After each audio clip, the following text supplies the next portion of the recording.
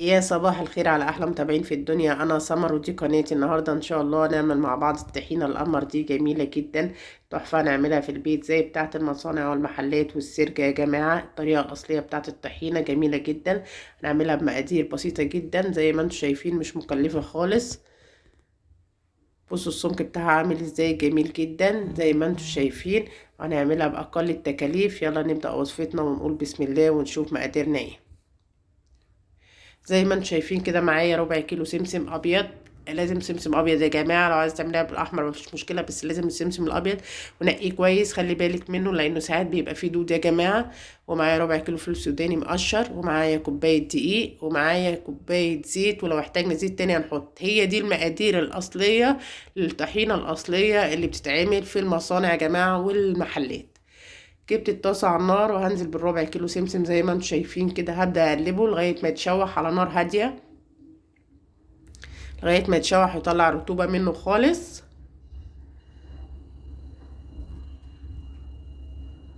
زي ما انتم شايفين كده انا بقلبه كويس جدا عشان يسخن ويطلع رطوبة منه، عشان لما تحتفظي بالطحينة ما يجرالهاش اي حاجة.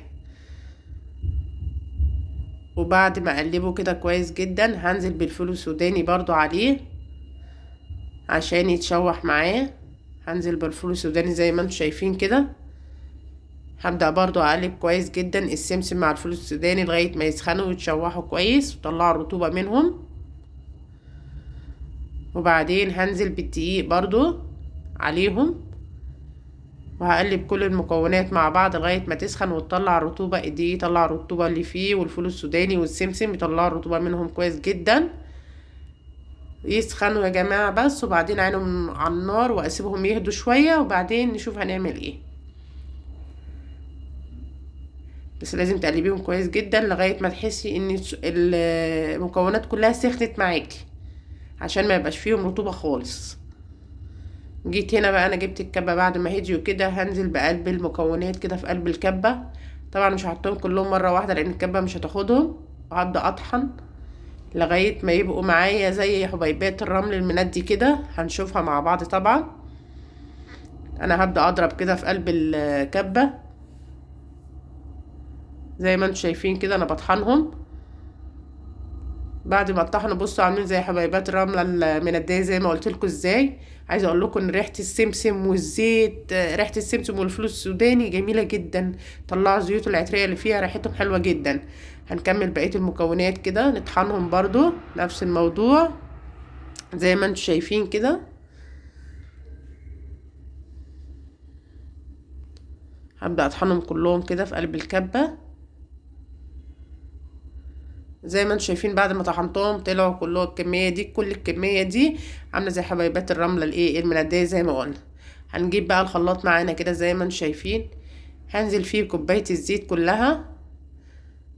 والخطوه اللي جايه دي مهمه جدا يا جماعه. هنعمل ايه؟ هنضرب الزيت في الخلاط لوحده الاول. هنضربه كويس جدا لغايه ما يفتح معانا كده. ليه هنضربه كده؟ عشان نحتفظ بالطحينه والطحينه ما تفصلش مننا. ليه هنضرب الزيت في الخلاط كده؟ عشان الطحينة ما تفصلش مننا والزيت يطلع فوق الوش بتاعها كده يبقى مش حلو. الخطوة دي مهمة جدا، اهم خطوة في عمل الطحينة يا جماعة. بصوا الزيت يفتح معايا ازاي، ابيض كمان معايا ازاي زي ما انتم شايفين كده. هي دي الخطوة مهمة عشان الطحينة ما تفصلش. بعد كده بقى هنبدأ ننزل بالمكونات عليها. طبعا هنزل حبة حبة لان ايه مش هحط كل المكونات مرة واحدة، الخلاط مش هيرضى يشتغل. حبة حبة لغاية ما يشتغل شوية، وبعدين ننزل بقية الكمية زي ما انتم شايفين كده. هبدأ بقى اغطيه واطحنه. بصوا كده الطحينة، بصوا لونها بقى جميل جدا معايا كده زي ما انتم شايفين. لون السمسم والفول السوداني جميلة جميلة جميلة، ولا الريحة بقى مش قادرة اقول لكم بصراحة. زي ما انتم شايفين كده. هبدأ بقى انزل ببقية الكمية كده عليها. احنا قلنا هننزل بحبة حبة عشان الخلاط يقدر ايه يشتغل معانا. زي ما انتم شايفين كده. بتعمليها في البيت احسن ليكي واوفر وارخص كمان، جميلة جدا. يعني في ظل اللي احنا فيه ده فسعرها بالنسبة لك في البيت هتبقى احسن بكتير. نزلت بكل الكمية اهي. احنا بنجيبها من بره ب90 جنيه، فهي غالية جدا. انت مش هتكملي 40 جنيه فيها وانت بتعمليها في البيت. زي ما انت شايفة كده انا ببدأ اطحن. الخلاط مش راضي يشتغل معايا، الكمية تقيلة جدا. ففتحت شفشق الخلاط من فوق كده، وهنزل بالزيت سرسوب كده عشان يخلي الطحينة ما تفصلش مننا. زي ما انتم شايفين، بصوا انا نازلة سرسوب ازاي عليه، والخلاط شغال عشان الطحينة ما تفصلش مننا يا جماعة. زي ما انتم شايفين كده انا بضربه كويس جدا. وقفت بقى هنا، وهنزل بايه، بمعلقه سكر كبيره دي للحفظ يا جماعه، ونص معلقه ملح برضو للحفظ. نص معلقه ملح صغيره ومعلقه سكر كبيره دي للحفظ، تحفظها لك من السنه للسنه، ما يجرالهاش اي حاجه ولا تتقل منك ولا تكتل. وهنا انا بضربها خلاص بعد ما حطينا كل المكونات فيها كده، هي كده تمام.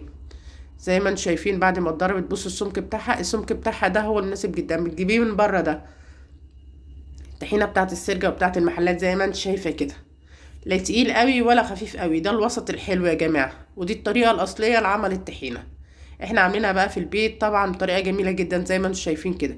جبت البرطمان اللي هنزل فيه. البرطمان ده بياخد معايا 1.4 كيلو طحينه. هنشوف هياخد قد ايه كده معانا.